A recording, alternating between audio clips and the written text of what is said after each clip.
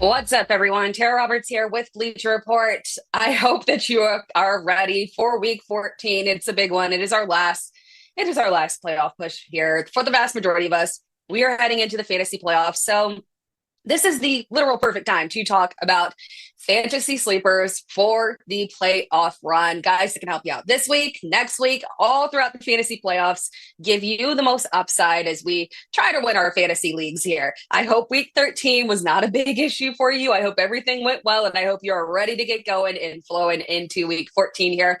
So let's go ahead and start things off, right? Let's go ahead and start off here with our top or our number 7 sleeper here. And I thought it would be good to start us off at quarterback. Often we don't talk about quarterbacks a lot on these shows here in terms of waiver wire ads because there are a lot of streaming options and in terms of trade targets as well.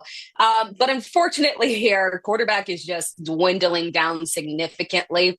We have got Aaron Rodgers banged up playing with a broken hand. Now we've got Justin Herbert that has also got a broken hand. Yes, it is not on his throwing hand, but it still makes things a little bit tricky there for us.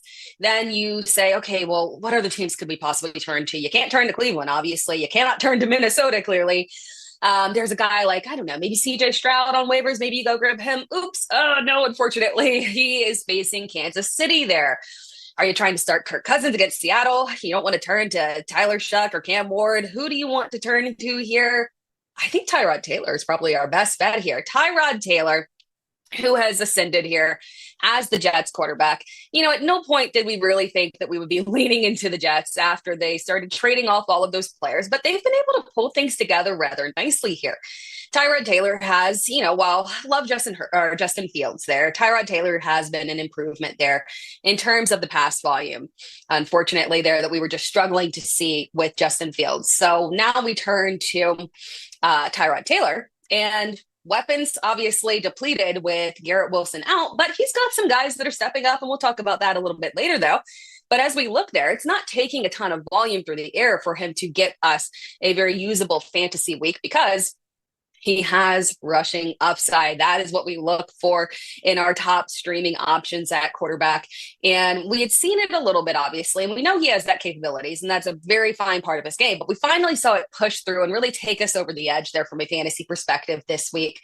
He had a solid week performance with 19 completions, 33 attempts, 172 yards. Again, not a ton of volume, but it is more than Justin Fields is giving us. But the kicker, 44 yards on the ground and a added bonus of a touchdown. That is literally 10 fantasy points that he is adding via his legs. So you don't have to do much through the air when you're able to give us that type of production. And when we look at his rest of season schedule, we feel very positively about it. There are no major issues.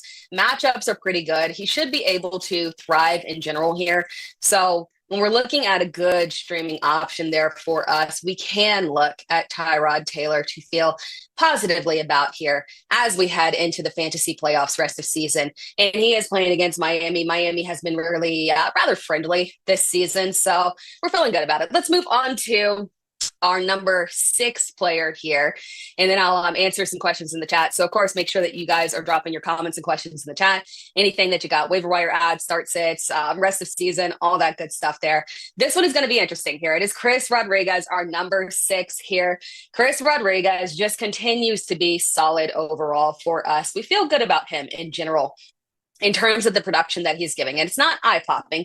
It's not mind-blowing, right? But he is reliable. And at this point, he is the RB1. And the real thing here is that he is a running back who has goal line touches, who can get you around 10 fantasy points, who is not going to absolutely blank you in terms of fantasy production. Over the past 4 games, he has had 3 touchdowns in those.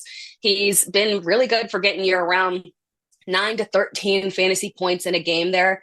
Not massive, but solid compared to some of the guys that we are throwing out there into starting lineups. Ironically, his backfield mate, Ja'Cory Cross-Merritt, is still literally more than double the ownership in fantasy leagues, which is kind of wild there because we've got multiple weeks of evidence here that he is the RB1. And while he's not giving you a ton of upside here, and this was not a very flashy week, he had 11 carries, about 40 yards, got the touchdown there. We got to remember that this was a game where theoretically he should not have gotten a touchdown or really had any success on the ground here. And what we really saw from Washington is they were very dedicated to saying, okay, this is a tough matchup. Denver is a defense that people just, you can't really do anything on them, but let alone run on them. It's very difficult. But our best bet here is to lean on our running backs and stay committed to the run, and to their success. It worked out very well. So the commitment to the run that we're seeing there kind of counteracts the fact that they definitely are in a clear committee there, but he is the one with the upside in the committee, and he's the one that is getting us the touchdowns there at a pretty significant rate. So we do feel good about him overall. So if you're looking for a usable fantasy asset, that was one that you can definitely turn to. Now, obviously, as we head into the fantasy playoffs and you're looking at running backs, you can look at stashing, and it's very advisable to start stashing those high-end handcuffs as well. Your Blake Corums, your Tyler Algiers, even you can turn to, Bashal Tootin, Brian Robinson, all of that.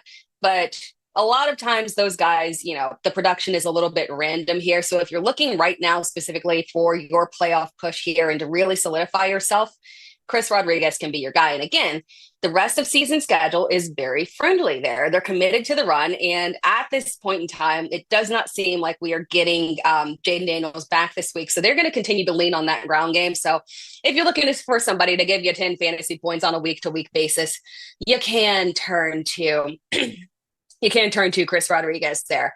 Now, going to the chat here, and again, guys, make sure that you're dropping those chats there.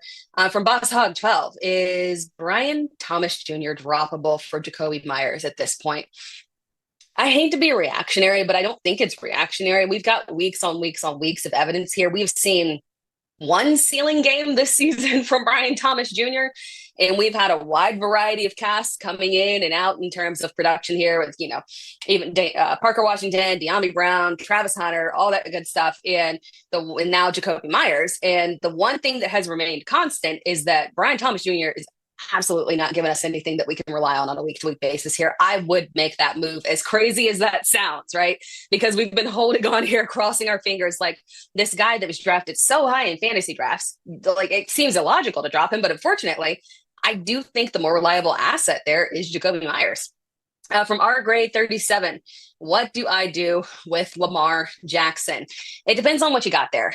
If you've got another option, so let's say that you roster multiple quarterbacks, and one that is a start worthy option, because obviously we went through the injuries there with Lamar Jackson. So over a certain time period, you had to have another quarterback that you were rostering. If that quarterback is still on your team, and let's say maybe even, I could take it all the way down to a Trevor Lawrence in terms of him providing more consistent fantasy production and upside on the ground too. Obviously, if you had a Bo Nix for sure, a Jacoby Brissett, if that was someone that you picked up as well, I would absolutely start Jacoby Brissett over Lamar Jackson at this point. We keep hoping for a bounce back, but unfortunately, it feels like maybe that hamstring injury was more of an issue than we realized, and maybe it's not particularly healed. He's struggling overall. The pass catchers are not giving. There's no one really stepping up there and just providing a super reliable target for him, and he's struggling. So yeah, there's quite a few people that unfortunately we could be benching him for sure. So it depends on the quarterback, right? We're not going to go out there and say like, hey, I want to start, Tua Tagovailoa over Lamar Jackson. We're not going to go that far, but there are a lot of people out there, unfortunately, right now that are struggling. And, if there's a very streamable option, you can turn to that option over Lamar. And then one more chat here, and we'll get back to the list from Adam Eskert. Can we trust DK anymore? So it is interesting that we did see the glimmer of hope that we had with DK was unfortunately the game where Mason Rudolph was playing there. And I'm not shocked at that. The offense as a whole is an issue. They are aggressively relying on the ground game, so that doesn't help out as well. But the real issue for us, more so than anything, is that we have this problem that Aaron Rodgers loves to spread the ball around, and that has been a major thing throughout his entire career. And unfortunately, if you're sitting there and you're spreading the ball around and we can't rely on you to hyper target DK Metcalf on a regular basis there, that does present a little bit of an issue for us. So He's still a low end flex option if they're, depending on the matchup there. But at this point, he is extremely unreliable. I think we do have to turn to other options as well. There's not a lot of trust level that we can have there with him, especially with the way that they're leaning on that ground game and then throwing passes to the running backs, particularly Kenneth Gainwell. Moving on to our next player here. Our number 5 here, it's a fun one. It is Jaden Higgins. This is one that I am very partial to. I think we talked about Jaden Higgins last week. I can't remember. I for sure think we've talked about Jaden Higgins before as a deeper sleeper here. And this was a critical week for us, right? Because we can acknowledge that a lot of the Jaden Higgins production came in tandem with Davis Mills. So again, I talked about Mason Rudolph and that being more beneficial for DK Metcalf. Different quarterbacks have different preferences, right? So it was entirely possible that Davis Mills just had a preference for leaning towards Jaden Higgins over a guy like Xavier Hutchinson. So it was really good to see in this game with CJ Stroud back. Obviously, Nico is the wide receiver 1. That's not a question. We're not looking for Jaden Higgins to overtake Nico. We are looking for Jaden Higgins to take on this clear wide receiver 2 role. And that is definitely what came through for us. The production was very solid in this game. We would want the snap count to be a little bit higher for him, but that's not his issue. That's that, like, in general, Houston likes to rotate wide receivers a lot. We don't even get Nico Collins out there for 95% of snaps or anything like that. So they do a lot of rotations. But with the snaps and routes that he is running, Jaden Higgins has been incredibly efficient over the past 5 games, really. 6 games, actually. Over the past 6 games, he has had between 9 and 15 fantasy points in PPR. The one game where he did not have in that range of fantasy points, his one dud game was against Denver. That is excusable, not a major issue. Over the past 6 games, he has had 3 touchdowns. We've seen him step up when Nico Collins was out. We've seen him provide good fantasy points for us when Nico Collins was in. At this point, we feel really good about him being a low-end flex option, and we have seen time and time again. If this were a 6-year veteran, right, we just say, oh, okay, it's cool. Little reliable. We feel okay about it. But when it comes to a rookie being the guy that is putting out this type of performance, really pushing forward, you have to take notice of it because back half rookie breakouts are extremely real. And it is entirely possible that CJ Stroud gets back to more of himself, starts pushing a little bit more volume, and can make 2 wide receivers very fantasy relevant moving forward here, especially as they're continuing to make this playoff push here. So Jaden Higgins is one that has some good upside for us moving forward here. We feel positively about him. Now, next week, you probably look at the schedule and you see Kansas City. You're not feeling super good about it. I will offer this caveat, though. Kansas City could, and rightfully should, focus on shutting down Nico Collins in this matchup, could potentially open up some more opportunities for Jaden Higgins. So don't completely write him off here. Then after that, things obviously ease up from Kansas City. So he definitely has flex value moving forward here. Very interesting sleeper. And if you're looking for sleepers, you want to try and hit on that youth that could really just take the ball and run with it, right? And Jaden Higgins is one of those guys here. Now, moving on to our next option here. Our number 4 is Brenton Strange. It's funny. We have talked about tight ends a ton this season. And the funny thing about tight ends is that we were eating good earlier in the season, like to the point where we could start both Harold Fannin Jr. and David Njoku at the same time, right? It was deep. We were feeling good, lots of options, selling off tight ends and whatnot, trying to capitalize on that. But unfortunately, due to injuries, all of those quarterback inconsistencies that we've talked about, tight end has become extremely shallow, right? We can't even rely on an Arondé Gadsden anymore, who had been going off midseason. So when you're looking at tight end and how to structure your roster rest of season, if you're struggling and trying to figure out, like, okay, can I rely on a Kyle Pitts boom week? Can I wait for Dalton Kincaid to come back? I'm dealing with injuries. Is Dallas Goedert okay now? I don't know if he's going to get the volume. Is AJ Brown taking over there? You can just turn to a really safe, solid option in a guy like Brenton Strange here. It's not extremely fancy, right? The production is not mind-blowing, but it absolutely gets the job done. I will be ranking him as a tight end 1 rest of season because of the level of stability that he comes with. I'm not expecting Brock Bowers games out of him, but I am expecting a good 10 to 14 fantasy points out of him on a weekly basis there. And especially now that we saw him get the touchdown, this was his first touchdown of the season this week that he got as well. To see him have this level of production when we did have Brian Thomas Jr. come back as well. We talked about that. We talked about Thomas Jr. in the chat. Britton Strange has had a minimum of roughly 10 fantasy points in all but one game that he's played in full this season. And the real kicker here that helps us out with him and feeling super comfortable about him rest of season is that he has a very friendly strength of schedule remaining for tight ends. When we're looking at Britton Strange, he has obviously Kansas City is a big one for us. He's got Kansas City. I'm sorry, not Kansas City. He has got Denver on the roster here in a couple of weeks. That is actually an extremely tight end friendly matchup there, more difficult for the receivers. And it turns out that, what we have and what we see is that we're seeing a lot of tight ends have bigger games against them because the receivers are being locked down. This week he has Indianapolis. After that, he's got the Jets. Then we talked about Denver. And then after that, he's got Indianapolis again here. So rest of season, this is actually a very favorable schedule for him. It's actually not a favorable schedule for literally anybody else. Trevor Lawrence, Travis Etienne, Bashal Tutin, all that good stuff. The wide receivers, it's a little bit shaky there, but specifically Britton Strange, this schedule aligns perfectly to him. I trust him rest of season there. The volume has been solid, a good 10 fantasy points. And again, as we are kind of moving forward here with these tight ends and trying to figure things out, that's about all you can ask for. And that actually is a really good option to put in your starting lineup there. And he is fairly available in fantasy leagues here.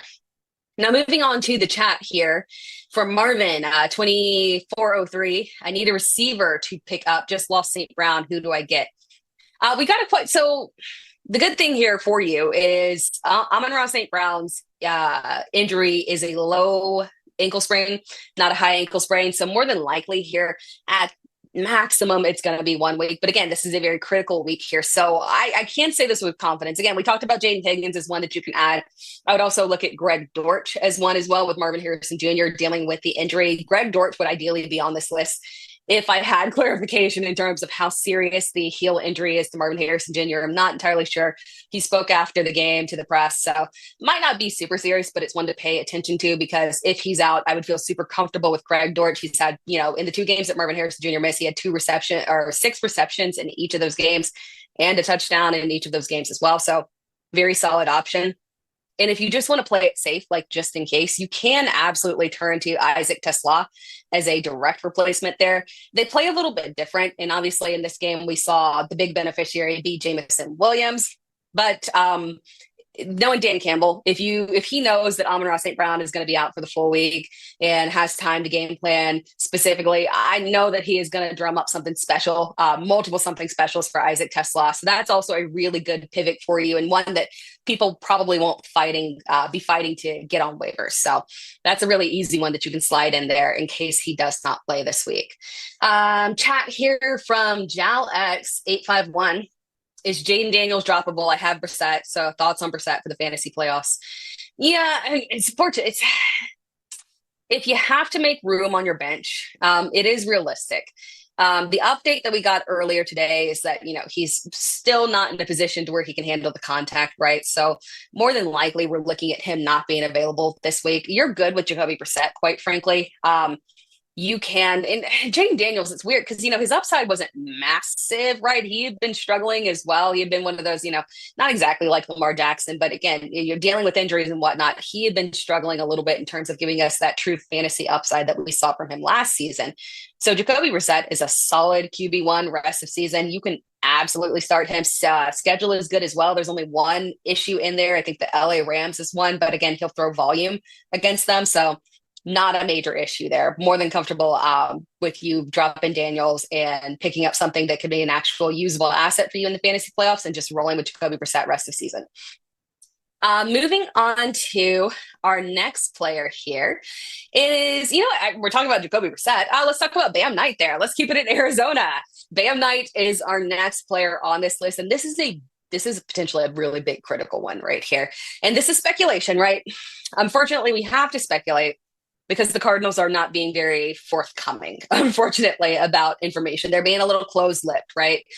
So last week, we expected we were getting our full bevy of running backs returning. We thought we were getting Bucky Irving, Amari Hampton, and Trey Benson. We only got Bucky Irving. And Trey Benson was a weird one. Now, I was not expecting Amari Hampton. That's not a red flag issue for me. It was literally his first week being designated back. Most people have been taking a week, to get back into the swing of things and make it and be active. Now, Trey Benson has been active for a little while, was designated to return for a little while here. And unfortunately, last week, we had a limited practice from him on Wednesday.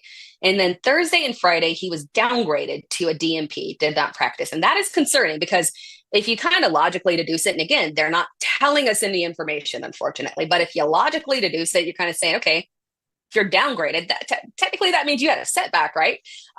So if it's possible that Trey Benson had a setback, and remember, unfortunately, Arizona is out of playoff contention. They're not competing.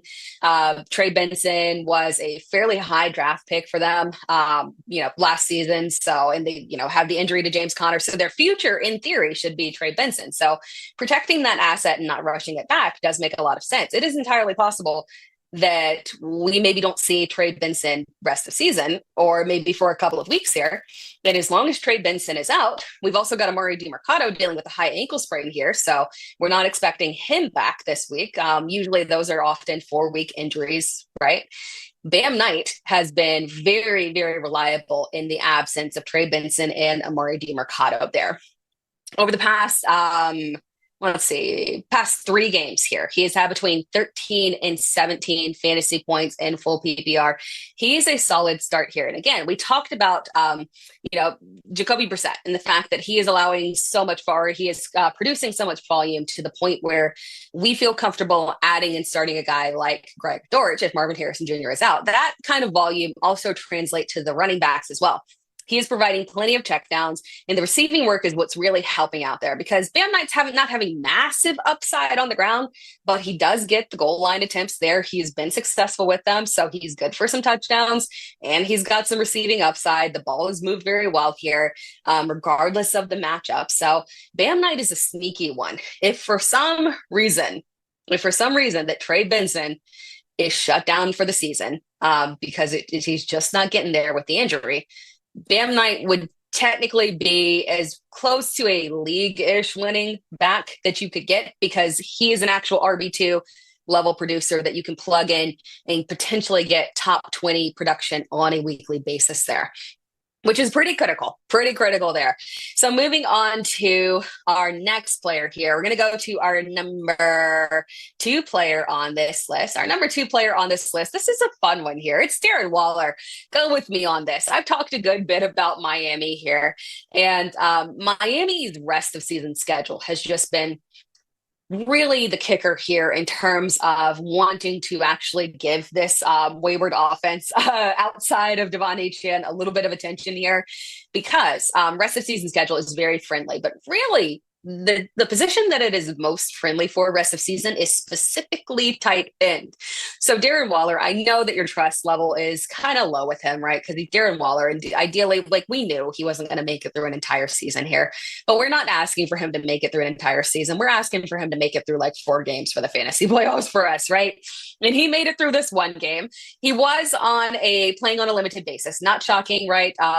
They did bring him back from his not IR. He was not on IR, but when he did not play earlier in the season, when they brought him back on a limited capacity, less than 30% of snaps. So I'm not surprised that they did this again here. And it was a decent performance, especially considering the fact that Tua had an awful day. Completed 12 passes there. So Waller had 2 receptions on 3 targets, 47 yards. He did have 1 almost touchdown there as well. Again, considering how awful Tua was, not a bad performance here. And technically speaking, this was the worst performance of the season of a game that Waller was not injured in, right? Prior to this, earlier in the season, he had 2 touchdowns in playing against the Jets in week 4. He had 5 receptions, 78 yards, and a touchdown at Carolina in week 5.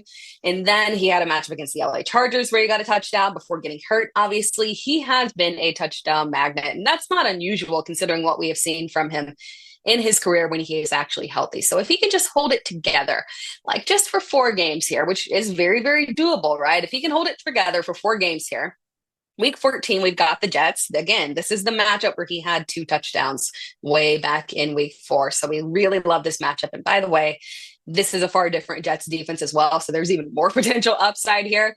Then he has a matchup against Pittsburgh, a incredibly generous defense, 2 tight ends. Then Cincinnati, I've talked about before. Literally everybody know it's the most generous matchup for tight ends. They are actually giving it up at a ridiculous rate to the point where even Isaiah Likely last week was just going for yards, right? And then they wrap things up at home against Tampa Bay, where they should be forced to throw for volume. And also those games against Cincinnati and Pittsburgh are I think there's a game against Jacksonville in there. Those games that they have a couple of games where they are not in bad weather. So they're at home. There we go. They're at home. Miami, they have a couple of games where they're at home. Not a major issue there. And that's what's really good, because in the past, we haven't been able to rely on Tua Tagovailoa in the fantasy playoffs, but that has been because we have had him going on the road, the places like Buffalo and Kansas City, where there's been snow and cold weather and he just doesn't perform. He'll have multiple home matchups that are more advantageous for him. So we should have a good closeout here for Miami, and in particular, Darren Waller. It's tough to say that tight end has legitimate league winning upside, but when said tight end was going and getting touchdowns every single week at the rate he was, yeah, the man absolutely does have league winning upside if he can stay on the field. So this is really a key one here as well that is going to offer you massive upside. It is risky because of the injury risk, but a really good one that you can turn to. And then let's wrap things up here with a 2-for-1 special here. It is, we're going back to the New York Jets. We talked about Tyrod Taylor, and I want to talk about the potential league-winning upside that you could get from either Adonai Mitchell or John Mechie here. Now, this is a fun one here, because these are 2 guys that we can both go out and add, readily available on waivers here. It's a matter of figuring out which one we prefer here. Now, we did see that, obviously when we look at AD Mitchell, we know he's talented. He has been inconsistent, but this was good confirmation that the ceiling is just super high here, right? Fantastic week, 8 receptions, 12 targets, over 100 yards and a touchdown here. In what was, a fairly difficult matchup against Atlanta. Now, the reason why I am including both Adonai Mitchell and John Mechie as people that you need to add is that when you look at this matchup, we had John Mechie been decisively better than Adonai Mitchell for the past 2 weeks. Prior to this game, Mitchell had been very inconsistent. He had 1 reception on 6 targets for 10 yards in the first game that they had played together, whereas Mechie had 3 receptions for 45 yards and a touchdown there.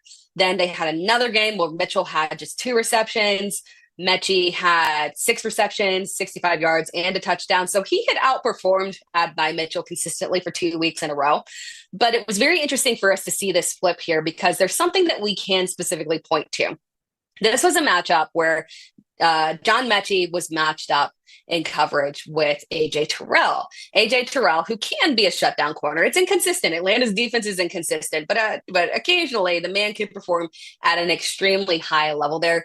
And he really just gave John Mechie fits all day there. So when you're looking at it from that perspective, both of them are worth an add here. And you can kind of figure out in terms of looking at the coverage and trying to see which one is going to have the more advantageous day. Who's going to see who? This is where you go and you do your research and you look at your quarterback matchups and figure out which one of them has the edge there, because they're both very usable assets here. We have Tyrod Taylor, who again is throwing for more volume than Justin Fields. It's not astronomical, but when the target share within the receiving core is literally narrowed down to both Adonai Mitchell and John Mechie, it makes us very easy for us to buy into both of them. And we really haven't seen Mason Taylor step up and be a massive contributor here. So the volume is going to them, and of course, Breece Hall as well. So these are 2 guys that you can look at, both of them. And then when you look at the Jets' remaining strength of schedule, again, talked about this with Tyrod Taylor. This week is really good with Miami, but then after that, we've got Jacksonville and New Orleans. Jacksonville and New Orleans are on the road, so they'll get not have to deal with some of that colder weather there.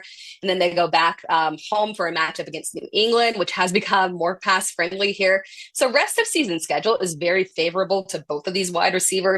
Again, you'll need to play it by ear in terms of looking at on a week-to-week basis what your needs are and what the quarterback matchups are. Obviously, coming off of this game here, Mitchell is going to be the higher asset that everyone is trying to grab, right? So if you're able to grab him, that's cool. If not, you can also grab John Mechie. Both of them very viable fantasy options rest of season, especially because I do think that Tyrod Taylor retains this job. We don't have any quarterback drama of them trying to, experiment and see Justin Fields again or anything. We should be good to go here. Moving on to the chat here so we can close things out. Someone said, I have Jaden Daniels and Jacoby Brissett. Ooh, Caleb Williams is on waivers and Sam Darnold is on waivers. Thoughts?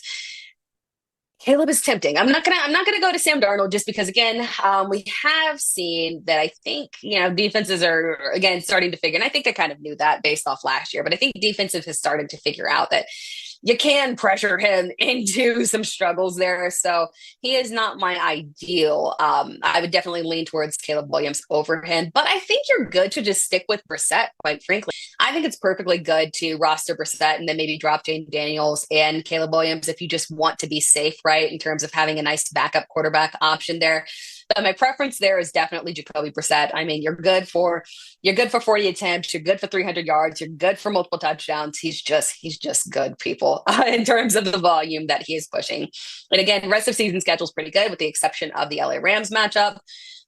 Which again he's gonna pass. He might get knocked around, but he will at least pass for volume there. Someone said Genty or Henderson rest of season there. I do lean towards Henderson rest of season. And that does take it's a riskier move, right? Because we factually know that Genty is the lead back. So if you're saying like, I just want to play it safe, we know that Genty is the lead back and we know that he can do well in bad matchups. So it's not a complete no-go for him. But again, the problem is if we're comparing situations between Genty and Henderson, that the situation is just so much better in New England there. Now they do have a offensive line injury that is pretty significant there in New England. So we'll have to see how that maybe affects things, but I would still lean towards Henderson just because, again, quarterback situation is so much better. Offensive line situation is better. Team situation is just so much better there. I'm okay with dealing with the random goal line touches from Ramondre Stevenson rather than dealing with the subpar performances of Vegas as a whole there. For Ashton Genty, maybe next year they'll get you a quarterback. Someone asked CJ Stroud or Tyrod Taylor next week.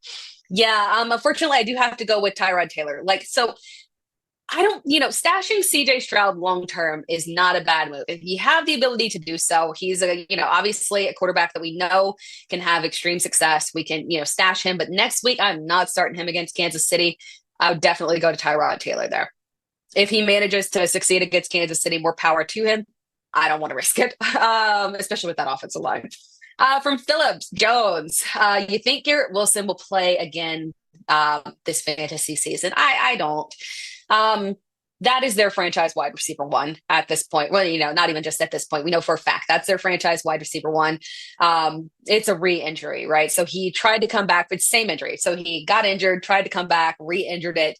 Rather than risking it with him and potentially causing any longer term damage here, knowing that they're going to reset, have to go get a new quarterback, figure things out. You need your wide receiver one. There is zero reason to risk it. Hopefully they're intelligent enough, ownership wise. I would think Aaron Glenn knows that the best bet for them is just to let him heal up. So I don't think we're going to see him rest of season. Unfortunately, it doesn't make a lot of sense for them to bring him back there for their team as a whole. But that wraps things up. I appreciate you guys tuning in. Again, let's recap here real quick. We talked about Tyrod Taylor. Again, good rest of season schedule.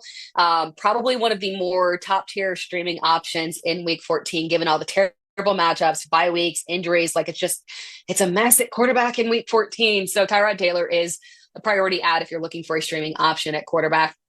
Even over a guy like CJ Stroud, obviously with matchup issues. Chris Rodriguez, clear RB1 there in Washington. Not super high ceiling, but very reliable floor there, lead back. And potentially, as we continue to see them just lean more into the run here, we can see Rodriguez maybe just inch up in terms of the fantasy production, but at least we know he has touchdown equity and it makes him reliable for us. Then we had Jaden Higgins really surging there as a clear wide receiver 2 there. We show that he's got the wide receiver 2 quality, even with CJ Stroud back, so we feel super good about him. Then Britton Strange we talked about as well.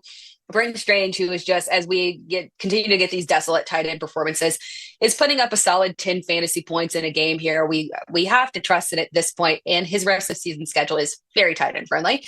Then we have Zonovan Knight here. This is our potential little league winning sleeper here that we're hedging our bets in case Trey Benson can't return, in case they just shut him down this season because they're being so vague.